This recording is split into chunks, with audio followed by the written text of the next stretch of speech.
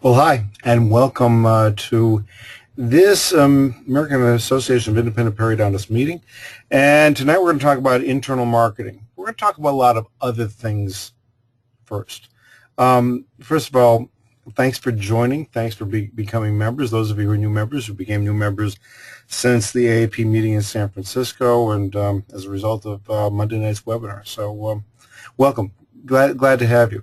And what we're going to do for those of you who just joined, you're going to get, those of you who paid for the one-year membership are going to get all the CDs and the DVDs for the past few months since we started the AAIP in June. And that way, as you see those and as you implement those, you'll be all caught up. So look forward to that. Those of you who joined monthly, you won't get that, but if you decide to join for the year membership or in some way are able to pay the membership dues from June through now, then of course you'll get those CDs and DVDs as well.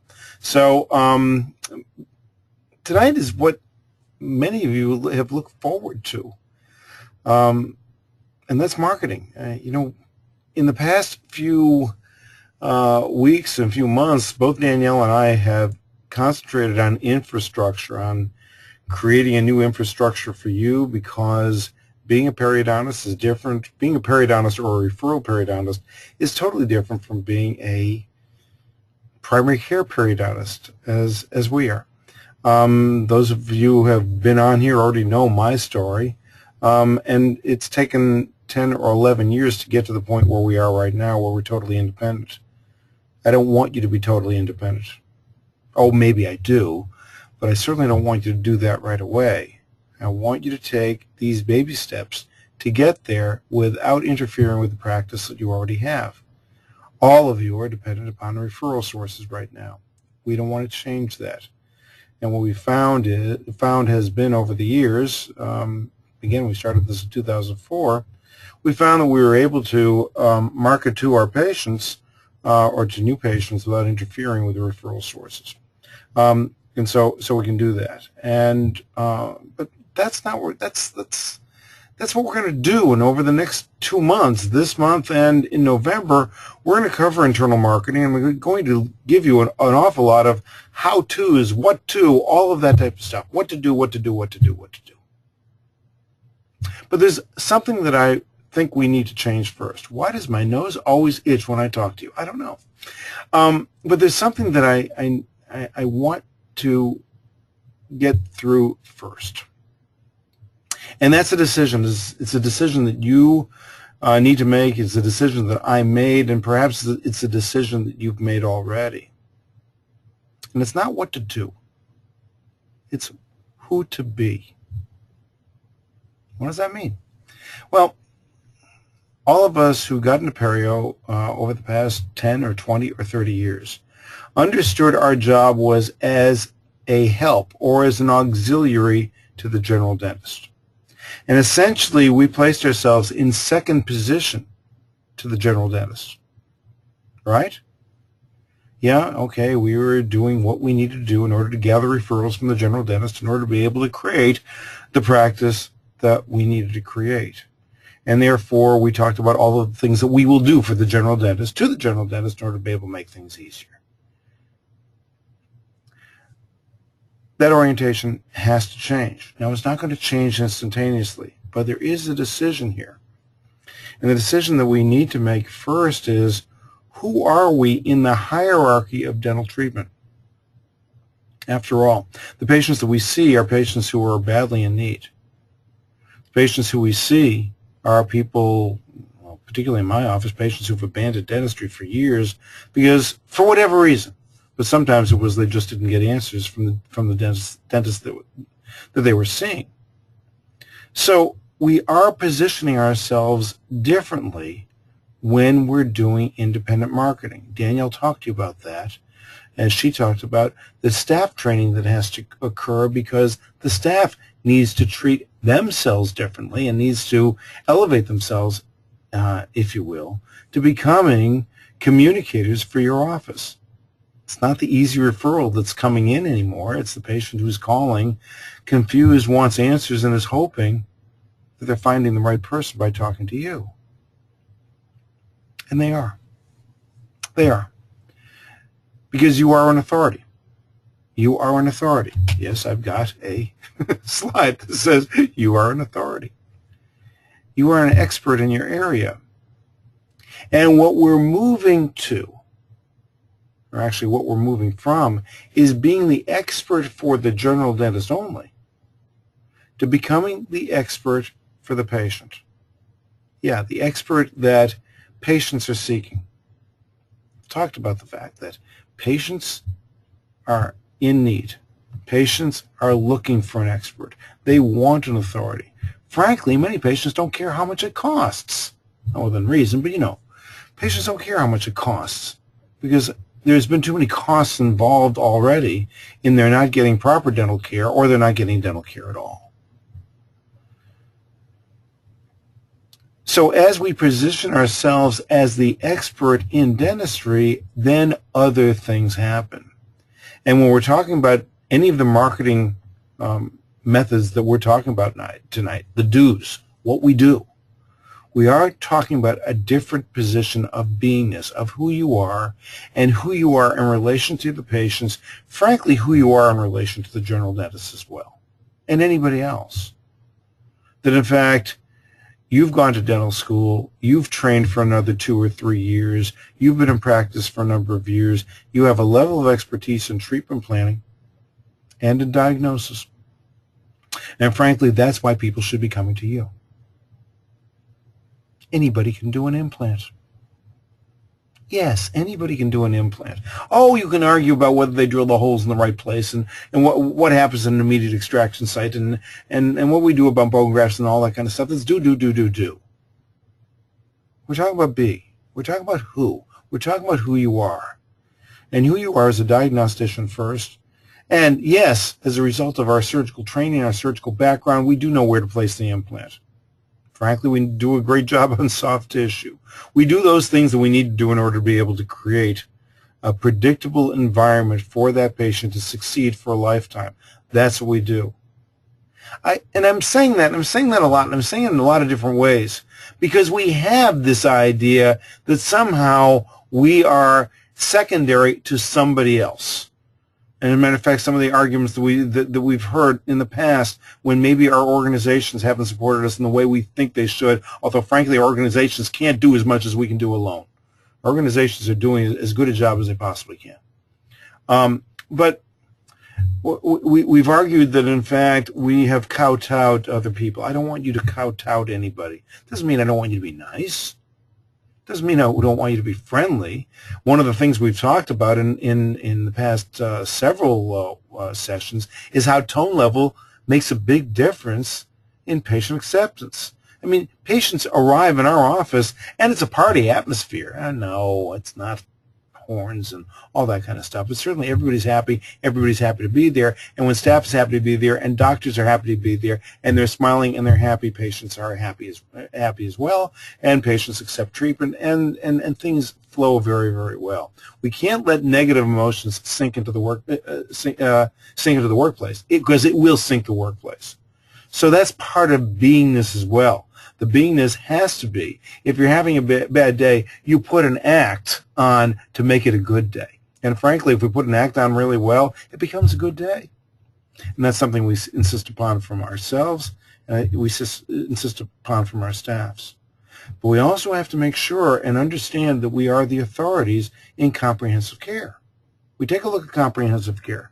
And who is our competition? Who are we looking at as competitors? I can tell you one area that we're looking at, and I'm looking at that very carefully, and you'll see a newspaper article tomorrow. In fact, you'll see a preview of it tonight that I wrote for Florida Today that will be published in other areas, certainly be up on AAP Connect, about the Dental Implant Center. Okay, the Dental Implant Center, usually manned by oral surgeons and prosthodontists, or oral surgeons, general dentists,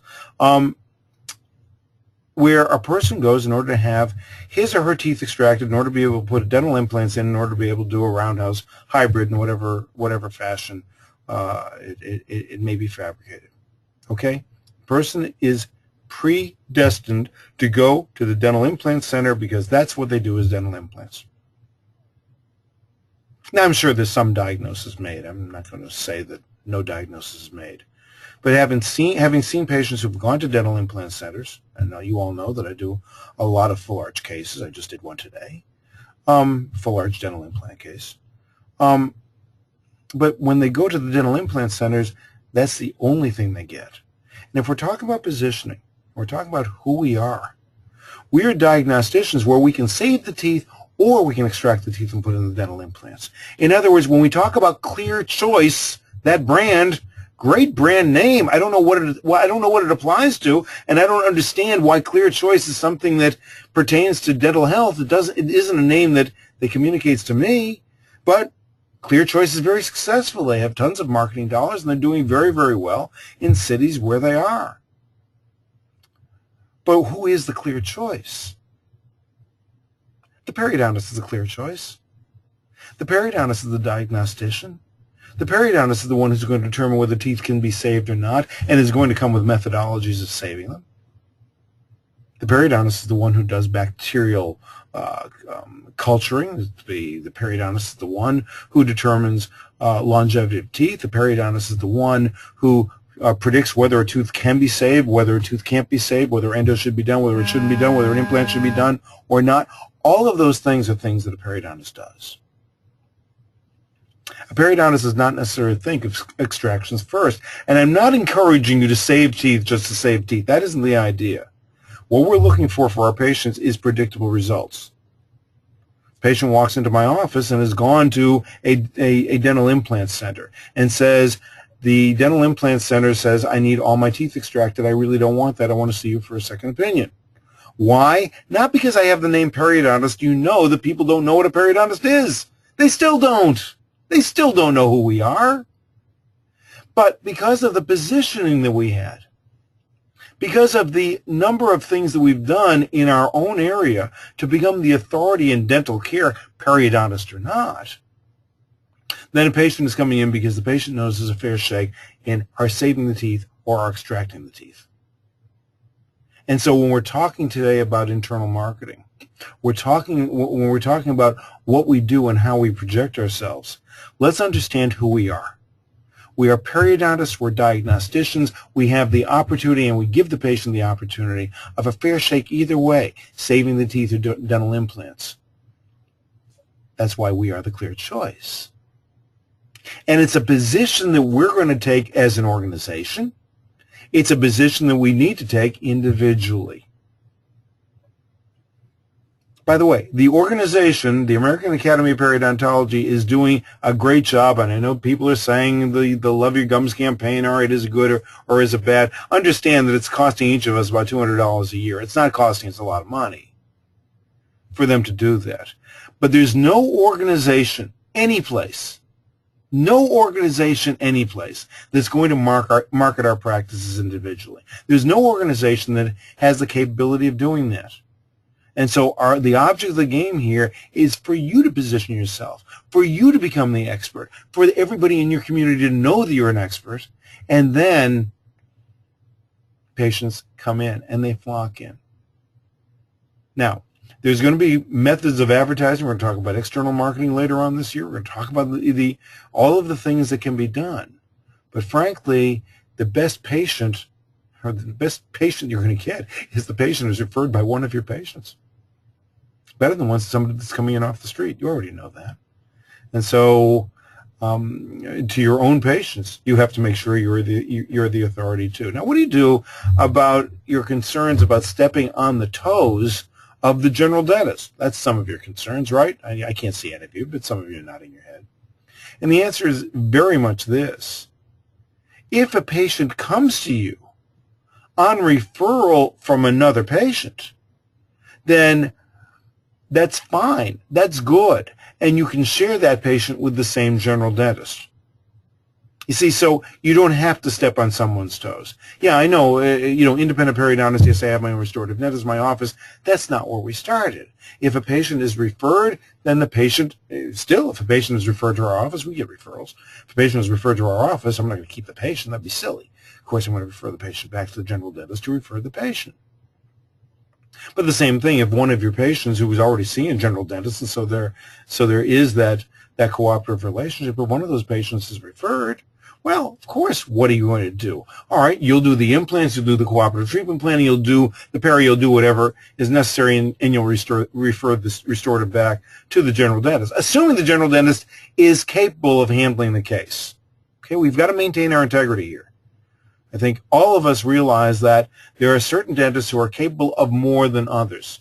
And we're not looking to, obviously we want to educate our general dentists and our referral base. There's nothing wrong with that. But we don't want to we don't want to compromise care in the name of saving the referral source. As soon as our integrity goes down, everything goes down. You all know that. Okay, so we've got to, we've got to be able to sleep at night. We've got to be able to look at ourselves, and we've got to make sure that that the restorative result that's coming back is excellent. That's what we need.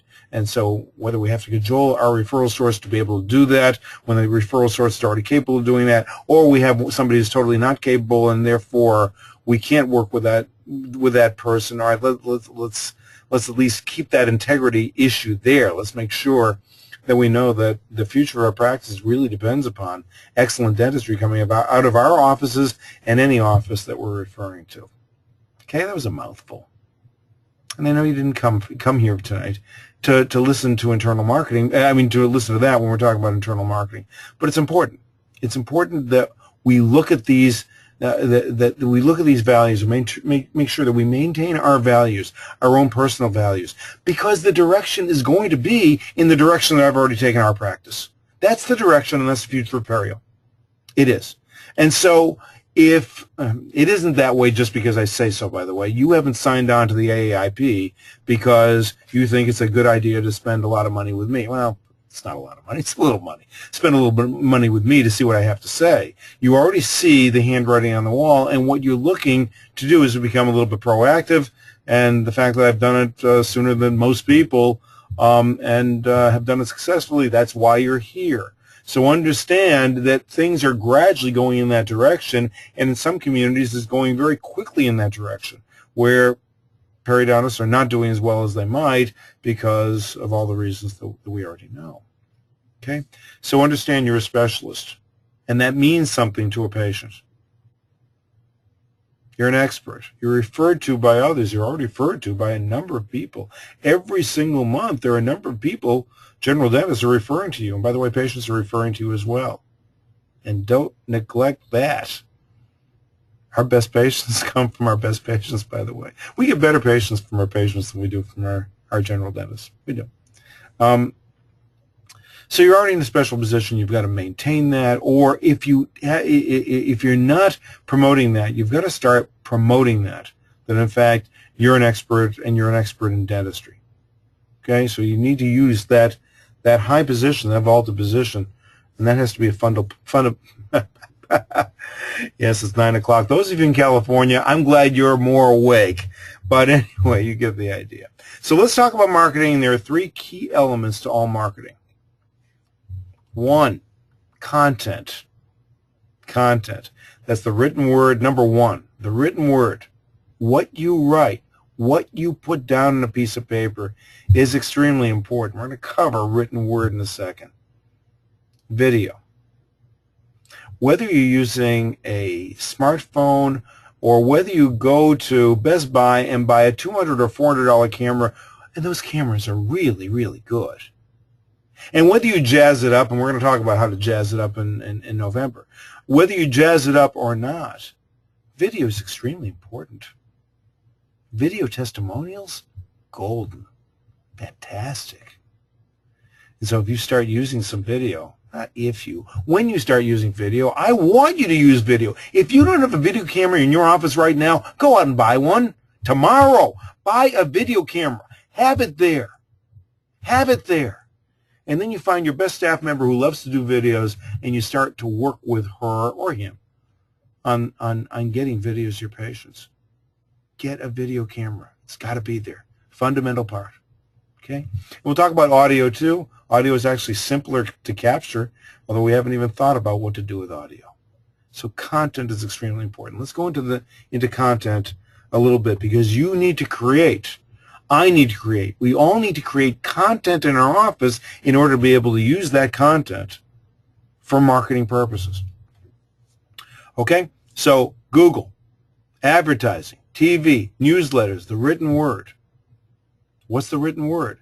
That means somebody is putting something down on a piece of paper that looks like an essay. We all wrote essays. Some of us are better at it than others. And you know, some of us who are good writers can put something down on a piece of paper and it really comes through really, really fast. And it's good. And you have to go through one or two run-throughs and edit it, and in less than an hour, you can come up with something good. I can come up with something good in less than an hour, sometimes in half an hour, and sometimes faster if I need to. It's a facility that we can develop. So if you thought when you left college that was your last essay, guess what? It's time to get back to writing again. If you're not writing right now, I want you to start writing. In fact, that's one of the assignments. You want an assignment for tonight?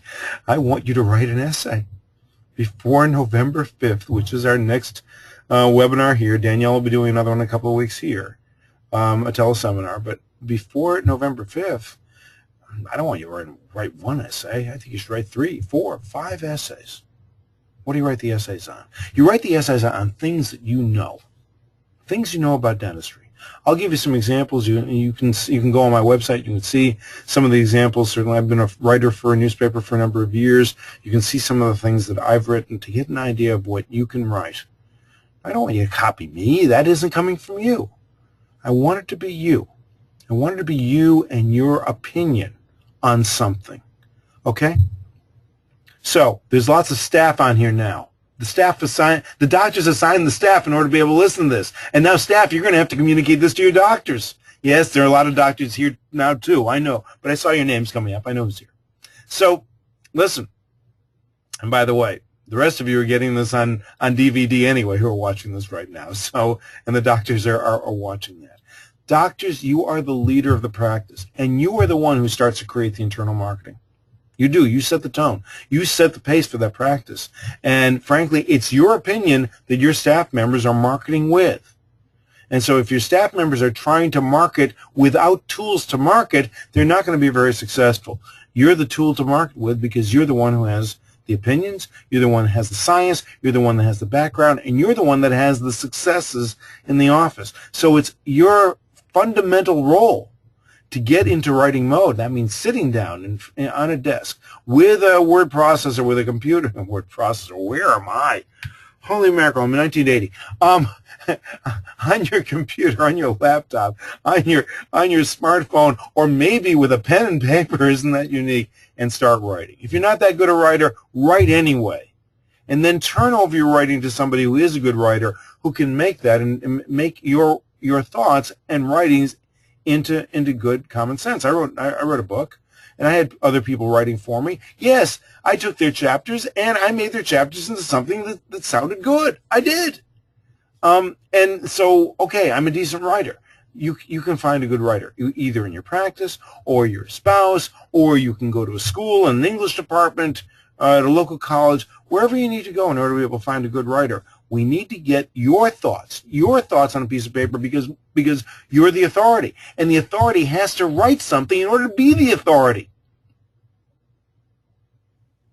The authority has to create content.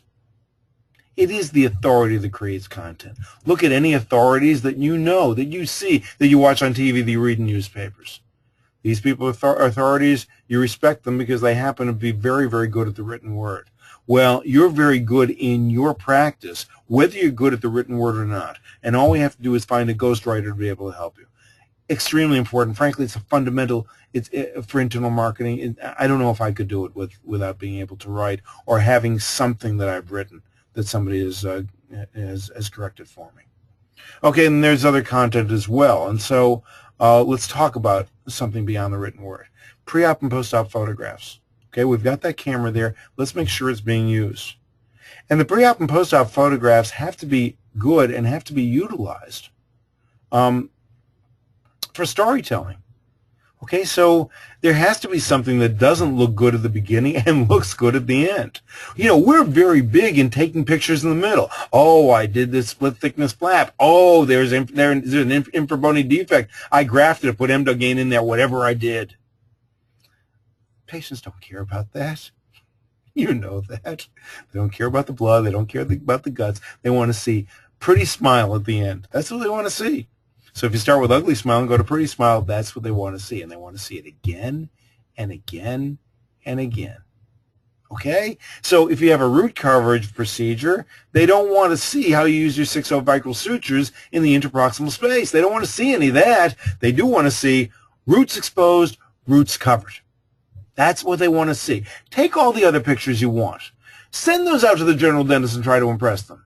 That's okay. But the patient that you're trying to impress only cares about what that after shot looks like. And the only way they're going to be able to care about the after shot is if they see what the before shot looked like. Okay? So whether we do pre-op and post-op photos, we want to do full face photos because we want smiles. We want smiles. We want happy smiles. We want people who are smiling and then give permission to us to show their smiles to everyone else. Okay? And then success stories.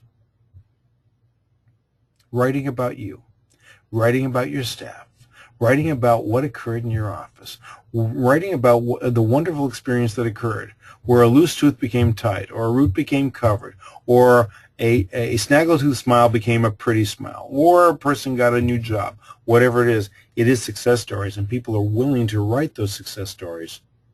We've got to ask them to write the success stories.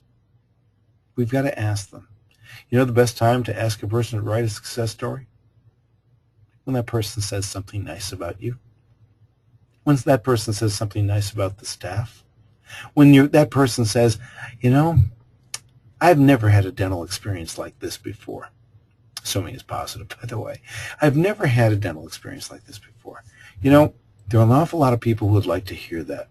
Because, frankly, people understandably, are a little bit, I'm talking to your patient now, by the way, people are a little bit, you know, frightened. You know how you felt the first time you walked in this office?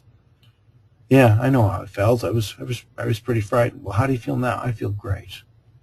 You know, there are a lot of people in your shoes, people who are walking into this office every day, who are understandably afraid.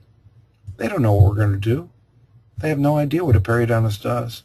Would you mind writing down on a piece of paper exactly what occurred in the office and let people know why you feel about us in this way right now? Most patients will say yes. Now, some patients will say, I want to bring that form home, and I'll show you the form in a moment. But if you have a form that's entitled Success Story, just Success Story, write about your experience in the office, you'll be amazed at the content that your own patients will create. I'm talking about you writing. How about your patients writing something, and they'll write something nice about you? I'll tell you what we did. You know, one time I worked with Charlie Martin. It was a few years ago. Charlie Martin is a general dentist, and he's a general dentist in Richmond, Virginia, and he does some consulting. We used him for consulting. One of the first things that Charlie Martin asked my staff to do is to do something or say something about me. Those of you who have the Ultimate Mouth Manual, and I think you all do, if you don't, let me know. Every member is entitled to the Ultimate Mouth Manual. If you take a look at the first chapter or two, you'll see something that Danielle wrote and something that Rebecca wrote. That was as a result of Charlie Martin giving our staff the assignment to write something about me. And once you hear what your staff thinks about you, and they write that, well, just read what Danielle and Rebecca wrote. It's great. It made me feel good. But that is part of your internal marketing. Imagine if a staff member says, I wouldn't work anyplace else. He's whatever your staff members say about you. That speaks volumes to your patients. And imagine that essay being in your reception room. An essay by your office manager saying how good you are, how nice you are, how concerned you are. the things that you do for patients. Okay, so there's a success story. There's something that your office manager can write, your assistant can write, your front desk person can write, your hygienist can write. Any of those people can and should write something about you, about why they decided to work with you. What was the reason? Why are they there? Patients want to see that. You all know that patients believe our staff often more than they believe us. Imagine if you're able to create that kind of content, or if your staff is able to create that kind of content for you. Okay, so let's look at some things that we've done. So here's an example of how we use, and I apologize, I just took this with my smartphone, but you can see the idea of this of a before and after that we had on Peggy. Peggy was a dental implant patient. Of course, she had a very prominent premaxilla, and we had to recontour the premaxilla as we did the implants, and we were able to create a smile like this, which is nice. This is created by another dentist. It wasn't created by a dentist. Well, I think she was working for me at the time. It was another dentist. It wasn't my son. I created the smile. Okay, if we didn't have the before and we didn't have the after, we couldn't use it in this newsletter. We couldn't use it in our reception room. We couldn't use it in the booklets we make up, which is all part of marketing, all part of internal marketing. The things that occur internally in our office that we want our existing patients to see and bring home with them and show to others. Pre-op, post-op photographs. Am I beating a dead horse? Am I just saying this too much? So yeah, there's Laura taking a picture of Justina. I mean, Justina is my assistant, but yeah, have a good time. Notice when Laura takes those pictures, there's always a smile on her face. This isn't serious. This is fun. Let's take a picture. This is my t-shirt, but you can't tell which one's the implant. Okay, and then that can be used in a picture frame, as I showed you last month, on how this can be used as part of an internal marketing exercise where there are picture after picture after picture is flashed on a $150 screen, a little picture frame thing that will handle a lot of pictures, and it just flashes before you picture after picture of smiling patient, smilingly, and it just keeps on going and going and going. Here's the written word, and here's, remember I talked to you about the Dental Implant Center and what I wrote, and this will be in Florida today, tomorrow. Florida today, tomorrow, yeah. It'll be there on Thursday, October 2nd. And what you'll see is a position that I've taken on the Dental Implant Center. You know, if those of you who are watching this on CD, you can pause this now. You'll all get it anyway. Those of you who are reading it live, I'm going to move forward. But again, it's a position that I've taken, and I wrote that up. Imagine just writing something like this and putting it in your reception room, doing nothing but that.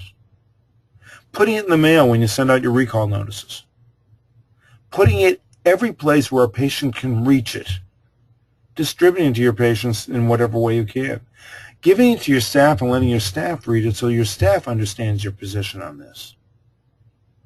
Letting your hygienist pass it out. Making that the topic of conversation of your hygienist on that particular day for your recall patients.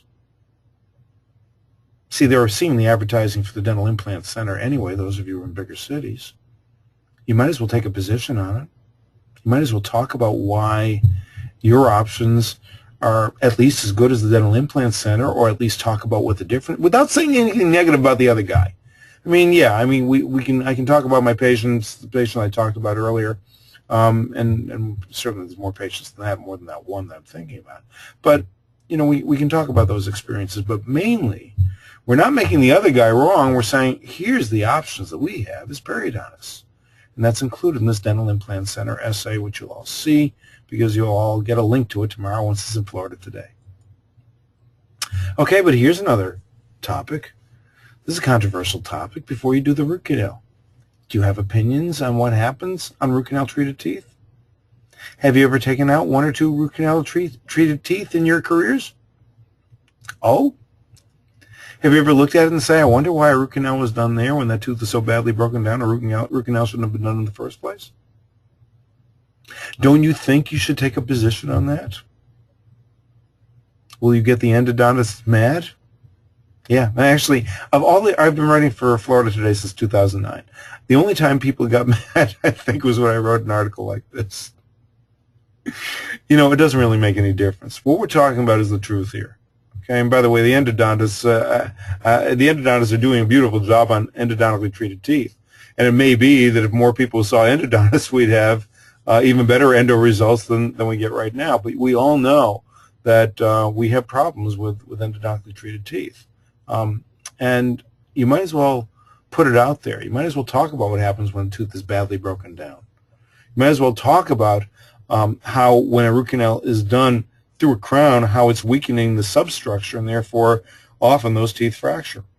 You might as well write about that because it's there and it's the truth and it occurs. And wouldn't it be better for the patient to have had the implant done first on a tooth that was so badly broken down that it needed endo and crown lengthening and buildup and 4 different procedures, all of which have a greater than 10% chance of failure. 4 different procedures, 10% chance of failure. Add the numbers, okay? 60% chance of success. Is that what we want on a tooth that's required all that work? So let's make sure that we're putting our opinions out there because our opinions are quite valid.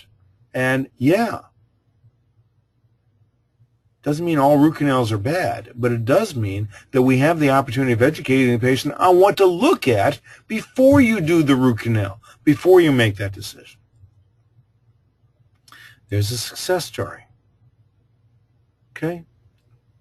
Written by a patient. The treatment, both the periodontal and the personal, has been excellent. Everyone on the staff is professional and solicitous. My procedure was extensive, but healing was rapid and complete.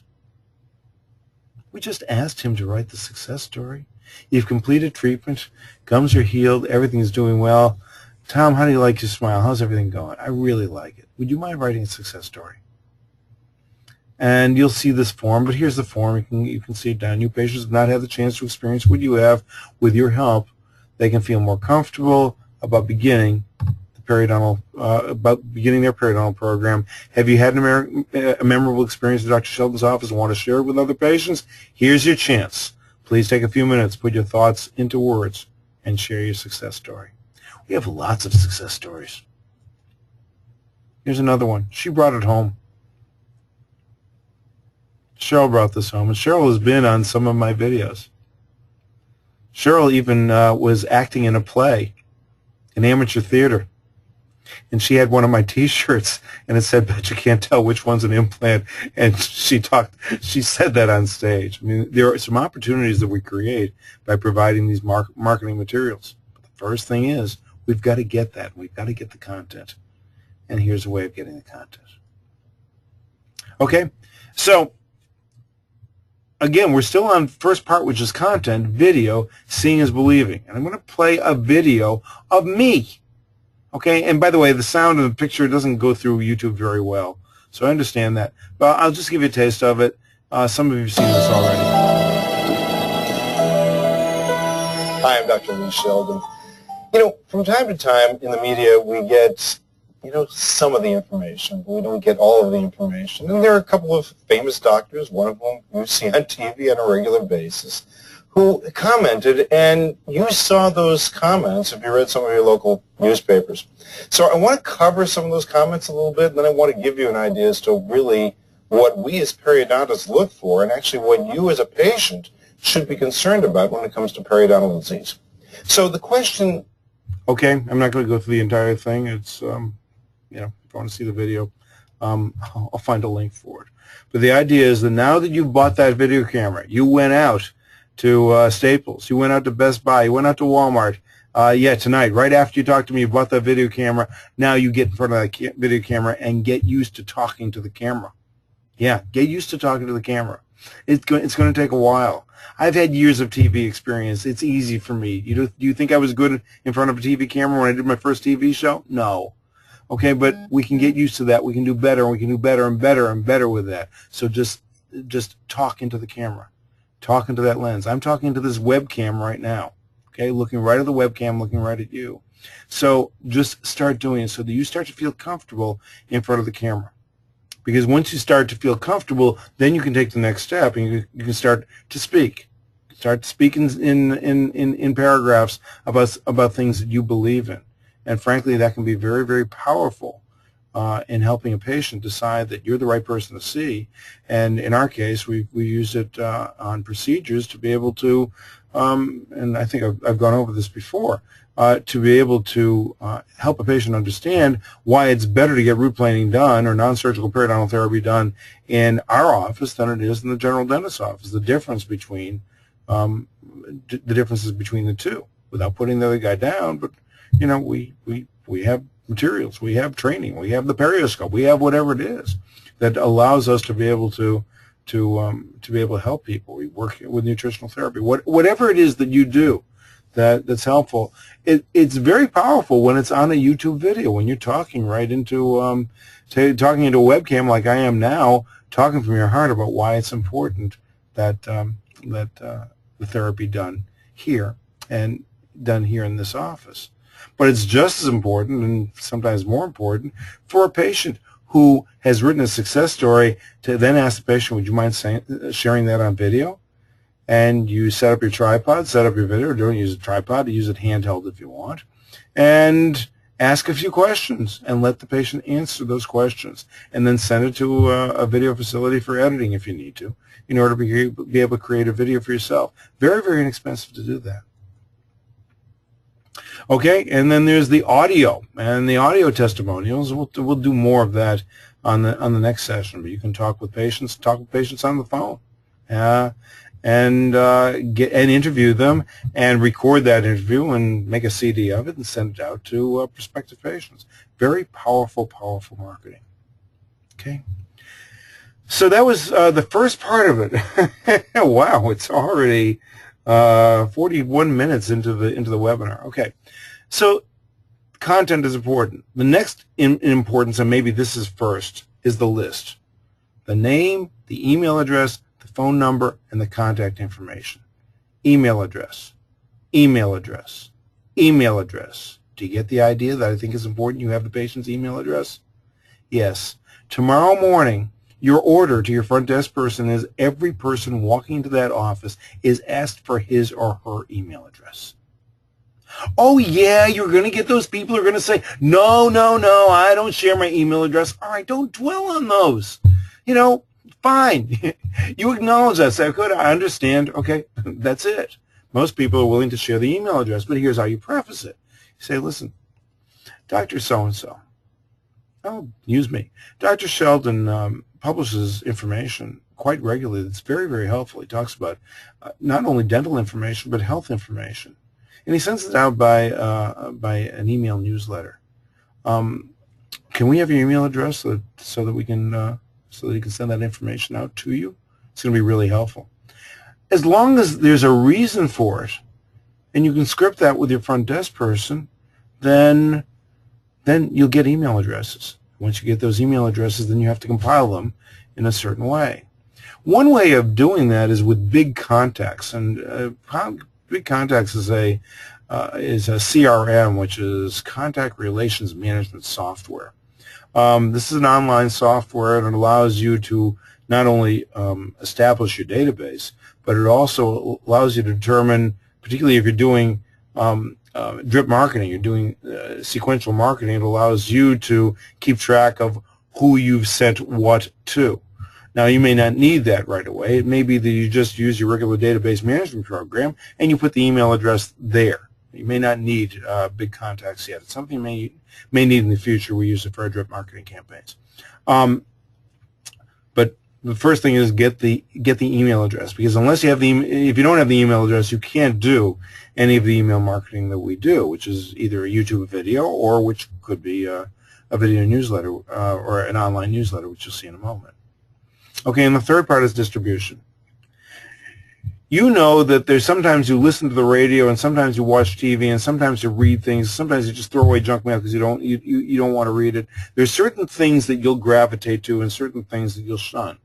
So does every patient. So does every other person. And so some people are going to read or view something, and some people are not. So you've got the readers, and you've got the viewers, and you've got the listeners.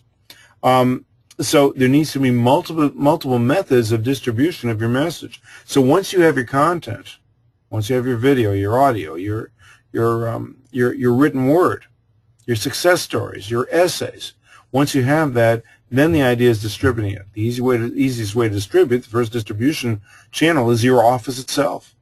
Okay, we already talked about put it in the reception room. Whatever you have, put it in the reception room, or have your staff pass this out.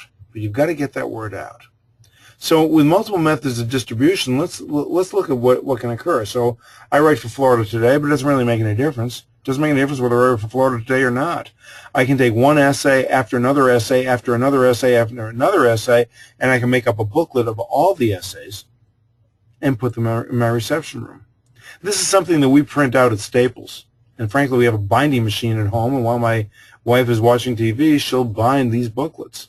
Or Staples will bind them. It's a heck of a lot cheaper for you to bind your own buy your own binding machine and have somebody do it. Maybe one of your kids will do it. But one way or the other, have these booklets in the office. So you've written an essay, and you write another essay, keep on writing essays, you have enough for a booklet, you put the booklet in the reception room. You won't believe, yes, I've written a book, yes, I'm on TV, I do a lot of stuff. These simple 8.5 by 11 booklets go in droves. My wife continues to make them because people take them out of our reception room. That's how powerful that is. It's the written word, but now it's the written word in booklet form. Now, I'm a newspaper writer, but you all do something that makes you famous in your community. How do people know you're famous in your community? Well, one thing to do is, as this comes from Charlie Martin again, is to create your own wall of fame. Okay, whatever you've done, make sure that people know about it. Put it in a picture frame. Put it on the wall. The bigger the wall, the bigger the picture frame. Or I'm sorry, the greater the number of picture frames, the better. Let people know who you are. Yeah, who you are. Not what you do, who you are. What you stand for, the things you've done in your community. Get those old newspaper clippings out and go to a framer and get them matted in a frame, get them look nice and put them on your wall. It makes a big difference. You have that wall right now, either it's blank or it has art, which art is fine. But frankly, patients are much more interested in reading about you and reading about the things that you do. So let's do that, okay? Now, here's an example of the online newsletter, and I'll show you. I can't scroll down because we're doing it in a PowerPoint format, but I'll show you what we've created, and you can see how this works. By the way, our newspaper had a contest, Best of Brevard. It was an advertising thing, and so of course we put that at the top of our newsletter because we wanted people to vote for us, and yes, we won. Okay, now. Remember we talked about that essay, about the written word? Now you can put that not only in your booklet in your reception room, not only with your hygienist and your front desk person and everybody else to pass it out as an individual essay, now you can put this in your monthly email newsletter. Now that's all done with Constant Contact. Constant Contact, you've heard them advertised. There are a number of other groups, organizations that do this. Get onto Constant Contact and find out how easy it is to create a newsletter and then assign that to somebody. It can be somebody in your office, it's somebody you can farm out, it's something you can farm out to somebody who may be interested in helping you with a newsletter on a part-time basis. But that becomes an ongoing project, and every month a newsletter comes out. By the way, that video that you just saw was on that newsletter. So it was on that video newsletter. Very easy to embed that video in a newsletter. So you see what I mean? You create your content first, and then you use the content in multiple methods of distribution in order to be able to get the word out. There's the website of, sorry for that microphone hit. There's Constant Contact. So get on. I'm giving you a lot of assignments to do, but if we're getting into internal marketing, we've got to be able to get this down because I'm going to show you how to produce the content next month. So let's start working on this. There's an awful lot of work to do, I know. Okay? Now, there's another way of using that content. Imagine using the smiling face and the success story and compiling that. And this is something that Courtney, one of my assistants, did, and she did this like at midnight. Many nights at midnight she was working on this. She did it a little bit at a time, and she created something like this with Shutterfly. And this booklet is in our financial arrangements room. It's in our reception room. People can see this booklet. This is just one page of the booklet. We have many pages. And the content is necessary. And then Shutterfly has these templates, and you just paste it into the template and you can create something as beautiful as this. The cost of this is small. It's $35. It's a matter of somebody taking the time to take your content and put it onto a book that looks like this. So, did I give you lots of ideas? Now, the one thing I don't want you to do is become overwhelmed. Yeah, I told you to do all these things. No, you can't do all these things. But you better do one thing. Okay? Do one thing. And get that one thing down, and then go to the next thing. You've got this DVD. You can look at this. You say, all right, now I've mastered the written word. I've written down exactly my thoughts, and I've had it edited by somebody who can write better than I can, if that's necessary. I now have this in the reception room, and everybody's passing it out. Good, I've mastered that. Now, let's master the video. Yeah, I told you to buy the video camera, and frankly, you can do two things at once. But I don't want you to do all of these methods of distribution at one time. You can't. It may take you months. It took me a long time to get to this point. But it gives you some ideas. It gives you some methods to follow. And frankly, as the more your word gets out, the more you outflow material, the more patients are going to call you for an appointment. I want to thank you for joining us for this internal marketing part 1 of the AAIP. If there are any questions you have, please don't hesitate to contact us. You all have our email address. The email address we've been using lately has been aaipsheldon@gmail.com. That's aaipsheldon@gmail.com. Or you can just email me. Thanks for joining me. I look forward to. I know Danielle looks forward to talking to you in a couple of weeks. I wish I had the date. I keep on forgetting her date. And she's listening to this right now, and I'm sure, is going to give me the date the next time I do this, so that I announce hers. But you've already got the program, so it's on that date, whenever it is, and of course you'll get notification of it a few days in advance so that you can get onto her teleseminar. And I will see you next month. Thanks.